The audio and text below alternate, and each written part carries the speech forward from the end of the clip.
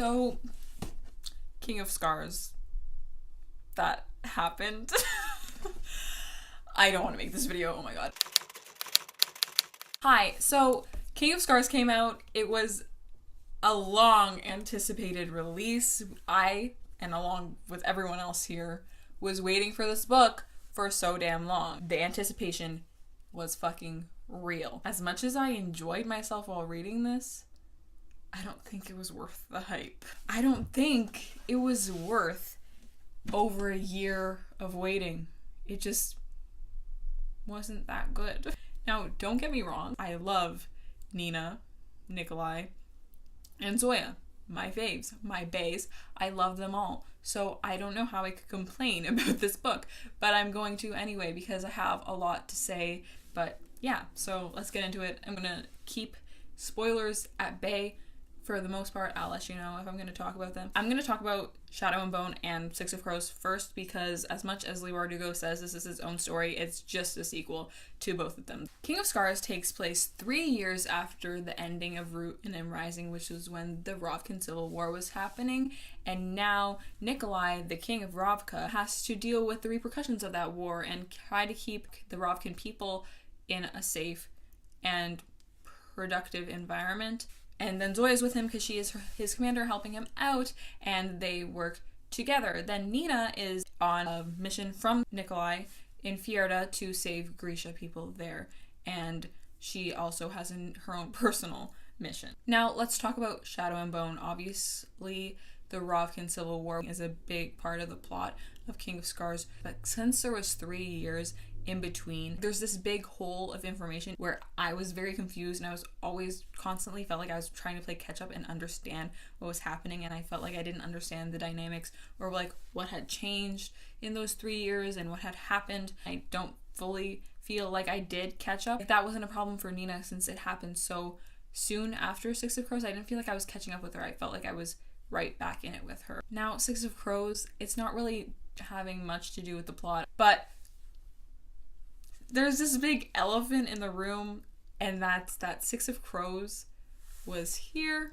the Grisha trilogy was here, and now King of Scars has to find out where it's going to be here, and it's having a lot of trouble reaching here.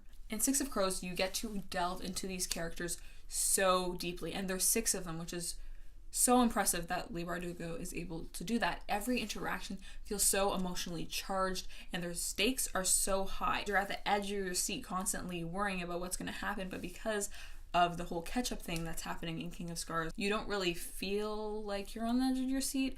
I felt like this was just a lot of introductory work. Because of the introductory component to it, you're not really that worried. You're just trying to find your place in the story and where you are and like navigate yourself in the world. And I thought that made it feel like maybe there was a little bit of a disconnect between the reader and the story because you're just confused as to where you stand. One of the main things is that the monster inside of Nikolai is controlling him and he can't contain it, but you know that Nikolai isn't going to die. You know that he's going to somehow get a handle on this, or they're going to do something about it. So every time they take steps to that, obviously that's expected. And even if you feel like he is going to die, or the characters think he's going to die, are you worried about it? No, because it's Nikolai. He's the main character and there's another book. So how is Leigh Bardugo going to kill him off? She's not. So where are the stakes? There is none. I felt also like in Six of Crows, the scenes were very deep and the character interactions were very emotional, and we explore the characters a lot. In King of Scars, I just felt like every time something was going to get deeper, we just got cut off when it could have gone to that Six of Crows level. Also about Zoya and Nikolai, which I actually do enjoy their dynamic. It just really angers me because at the end of Ruin and Rising, I don't even remember if they ever interacted. And then how did they get to this point 3 years later where they trust each other so much? I wish we weren't just like shown it like this is it, except that they're close now and Nikolai trusts her more than anyone else. I wish I got to see how they got to that point because obviously this is going to be the romance of the book. I hope. It would have just had so much more depth if we got to see how that relationship developed, how they became such good friends. Right now, I want to talk about the characters. There are 4 main POV characters: Nikolai, Zoya, Nina, and a new character named Isaac, or Isaac, I'm not sure. My scam heart wants to say Isaac though.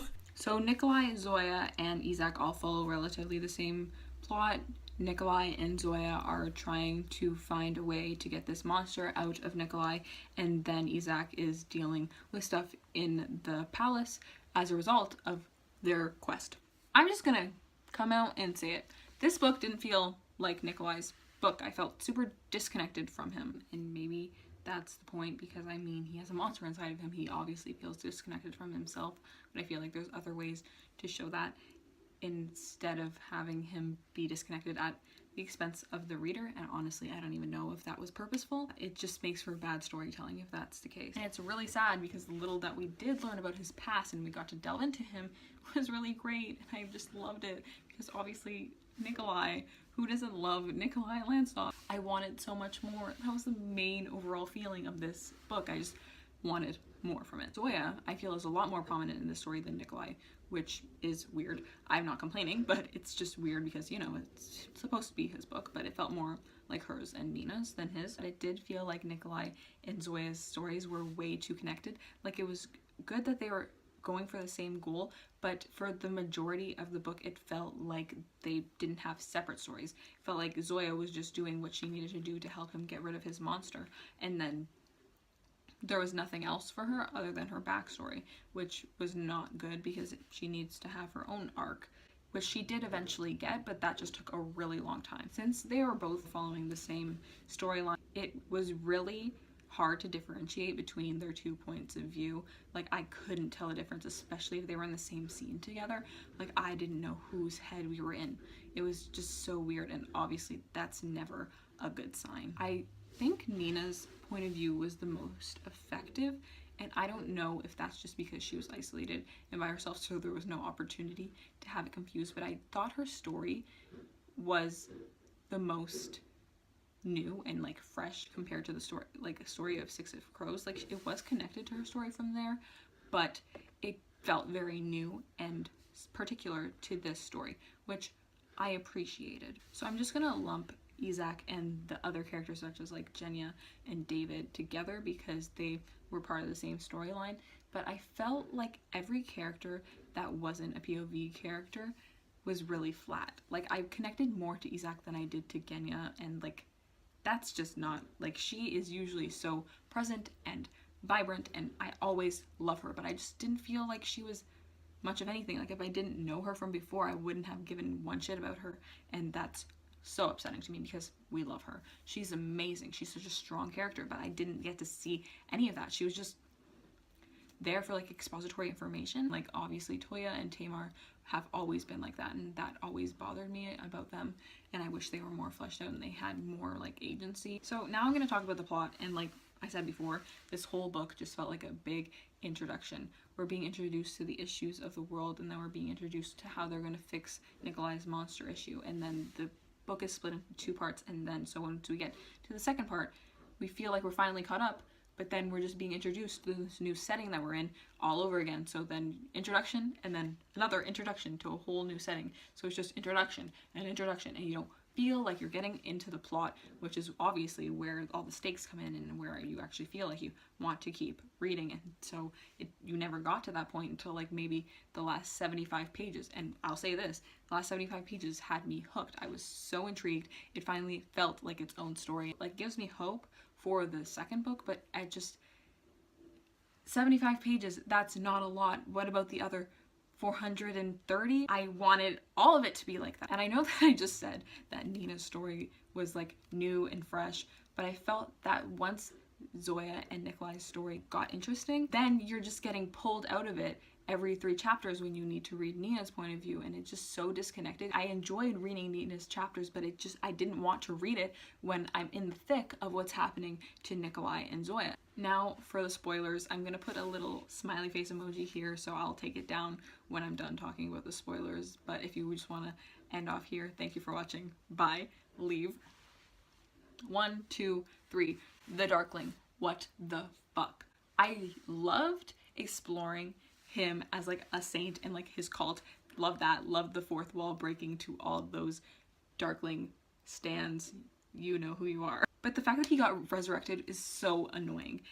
I just, like, why Any character getting resurrected is so cheap. You can't do that twice. This magic system makes no sense, and that's the only reason why this works, why you're allowed to resurrect people, because I feel like the rules are always changing, and that could be a good thing, but also I have read 5 books of this series and I still don't understand how Grisha power works. There was no way you could have predicted the ending, and I don't want to predict the ending, but I want there to be little crumbs left for me, and there wasn't, because this magic makes no sense. Also, going back to what I was saying about having a new story, like having the Darkling come back, that is so Shadow and Bone. That is so 2012. Like, what are we doing? Can we get something new? Can something different happen, please? Obviously, the Darkling is not going to be kept as a hostage. That's not going to work, and then he's just gonna be doing the same things he always did, and I don't know. I'm interested to see what happens, but I just wish this went in a different direction. I have one very technical complaint, but that scene where Nikolai is watching Isaac as himself about to get stabbed, like you see Princess Aerie like take out the knife, I feel like that would have worked so much better if you didn't see Nikolai watching that unravel, because then when you're reading it, it sounds like such a romantic scene, and then she kills him, but since Nikolai saw that knife, you knew it was going to happen, so you're not surprised.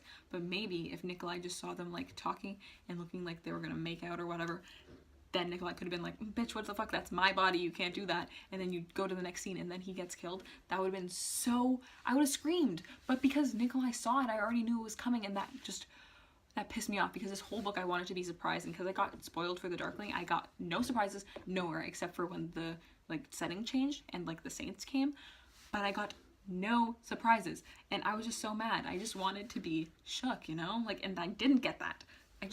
I wanted more from this book, man. I just wanted more. Also, Fjerdans, so freaking flat. They're either terrible bigots, terrible prejudiced people that only want to kill Grisha, or they're people that are just completely brainwashed by what the Fjerdan values have been teaching them their whole life. It's possible to like live in a country and understand that its values are not all perfect and that it's fucked up without like hating your country, and I would really like to see that, but no, we just have Nina here to save the day and save all the Fjerdans from their terrible values and their terrible, terrible lives. Boo hoo. So yeah, that's all I gotta say. I don't think this book is bad. It's not as good as Six of Crows, but when you're comparing things to Six of Crows, whatever really is as good as Six of Crows? I mean, maybe I expected Leigh Bardugo to be able to do it, but Kaz isn't here. I can't wait for the next book, and I have so much hope. I'm so scared, but also so excited to see where it goes, because that ending was really good. It wasn't really good, but compared to the rest of the book, it was great. If the last pages of this book were anything to go by, I think it will be a lot better. Fingers crossed. Thank you so much for watching.